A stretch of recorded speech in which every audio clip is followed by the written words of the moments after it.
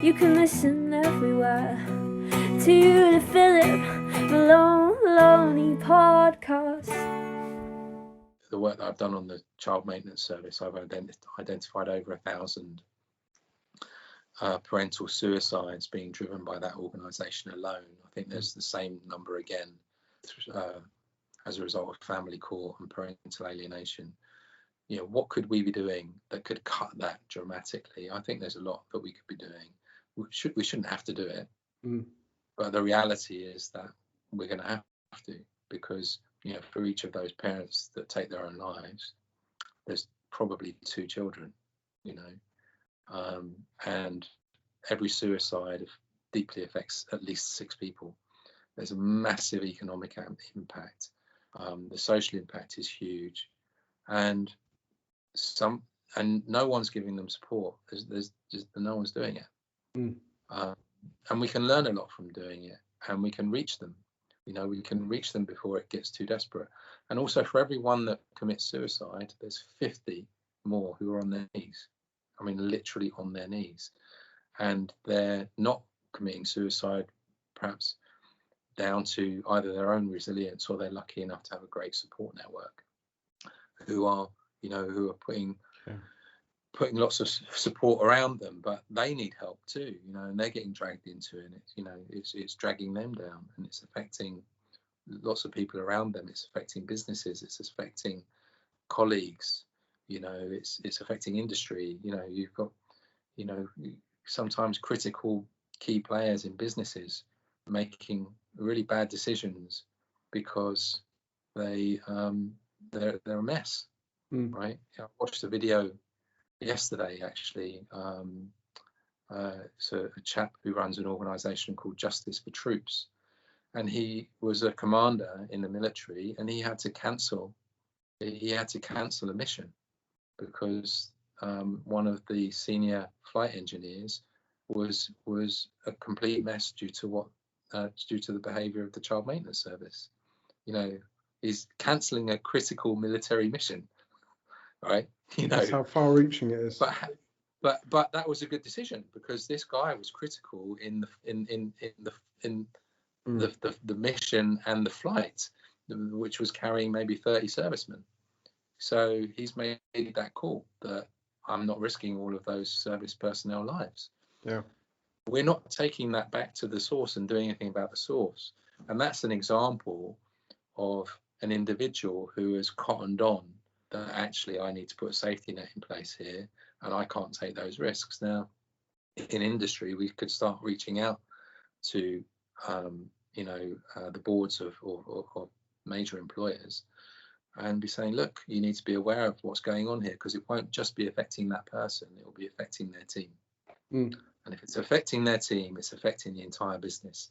And if it's affecting those people, it might even be affecting customers of your business, and that could lead to issues that bring your business down. That's how these things ultimately are all connected. The tentacles go everywhere, and somebody pushes the domino over, and it can be game over. That's essentially what led to my bankruptcy. The dominoes were pushed over, and I ran and ran and ran to try and save it and get into the very last domino.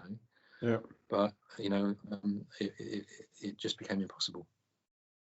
I don't think there's anybody. If we were to get everybody in the country to watch this video, I don't think there'd be many people that couldn't think, yeah, I know that's going on with that person in my business or at work, or that person in my school. It's touching everybody in some way. Yeah. They don't think, it's not right front and center, and ultimately that's a failing of everybody who's on this side of the debate. Is nobody has successfully made it front and center, and the campaigning that there has perhaps been the wrong type to really capture the hearts and minds of enough people, and it's been rather easy for the opposing side to then just ridicule it as, oh, they're just angry dads, they didn't get their way, or It's an example of how abusive they are. The fact that they climbed up Buckingham Palace or whatever it may be, in Batman outfits. And just imagine how unstable they must be around those children. So they've kind of been fed exactly the ammunition they needed in order to discredit all the prior efforts. And I don't think so anything going forward needs to bear in mind that everything that we try to do to campaign against what they are doing will be twisted into something that it isn't, will be fired back at us.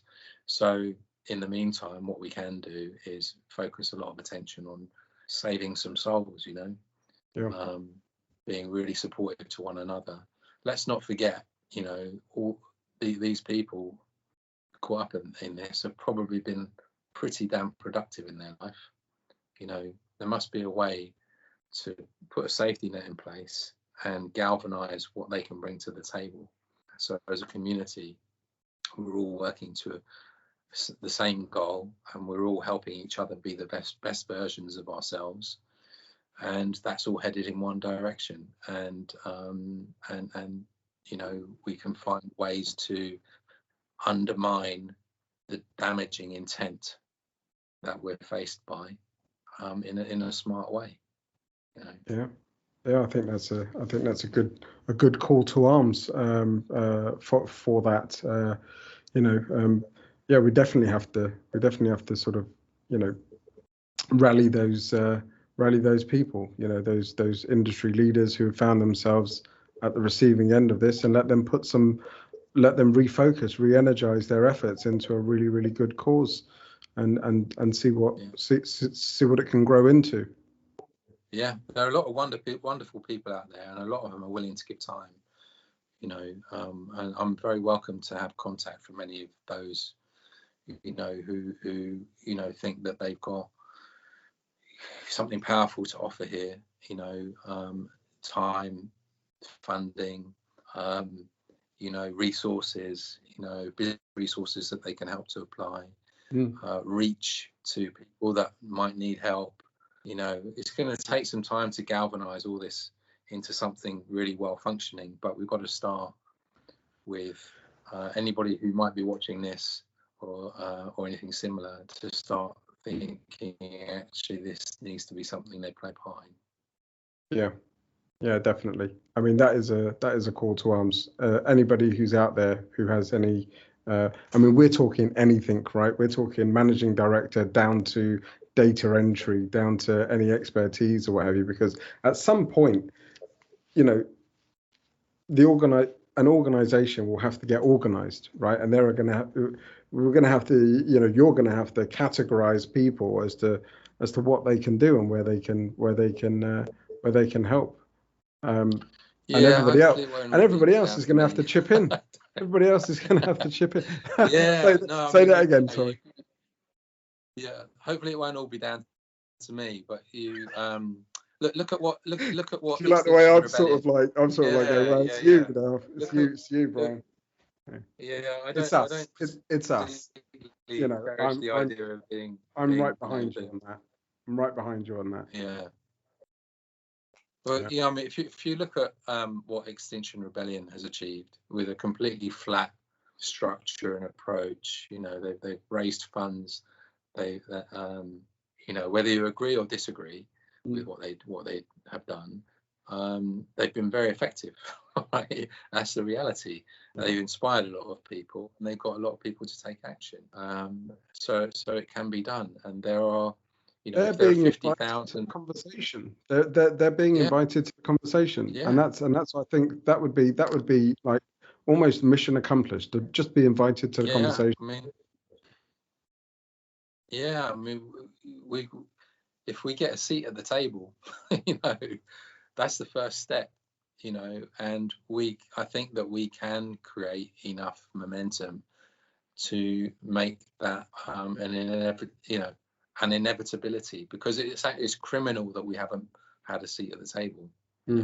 It's on a number of levels, and we can take charge of that in terms of the destiny of this lobby movement. And in the meantime, we can we can fill the gaps. What is it Barack Obama says? Be the change you wish to see in the world. And we aren't. That's the reality, is we aren't. Yeah. We're doing a lot of talking, but we're not doing much doing. So that's what I'd like to see change.